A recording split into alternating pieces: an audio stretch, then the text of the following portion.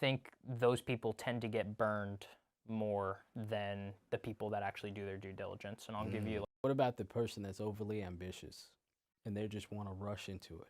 They don't want to do the detailed work. They don't want to do any research. They have the money. They're ready to go. They're ready to move now. They're ready to buy whatever you recommend, but they're not going to take your advice per se. They're not going to take your advice and listen to every detail. Okay, well, they're ready to cut the corner. Do you think that guy has a shot? I think those people tend to get burned more than the people that actually do their due diligence. And I'll give you like a general example. We have a common client who was trying to purchase a fix and flip property up in Phillipsburg, up in North Jersey. Waived his inspections, kind of just really, really wanted the property. He calls me 3 weeks in, we're supposed to close next week, and says, "Hey, Dominic, I just want to let you know we found an underground oil tank in the backyard.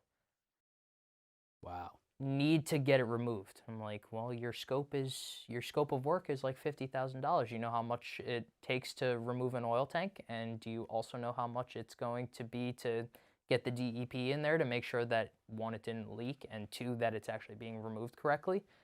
Well, I didn't think of that. You need to think of these things, and also too, from that perspective too, at least from an agent side, I would say waiving the inspections is a very hard thing to do. As an investor, or just as a primary homeowner as well, you got to make sure that everything is kind of like safe and sound, right?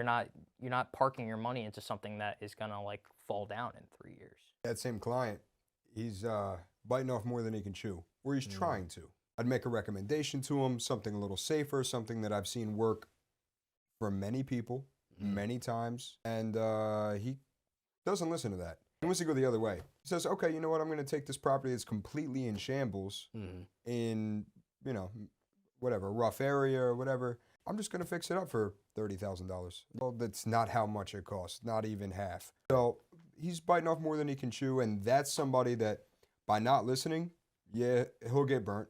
Yeah. And unfortunately, he does have experience, but he got not that kind of experience, though. He got a little luckier with things that happened in the past, and the market treated him well. You can't bank on that. So he expected everything to always be the way that it had been, and something changed.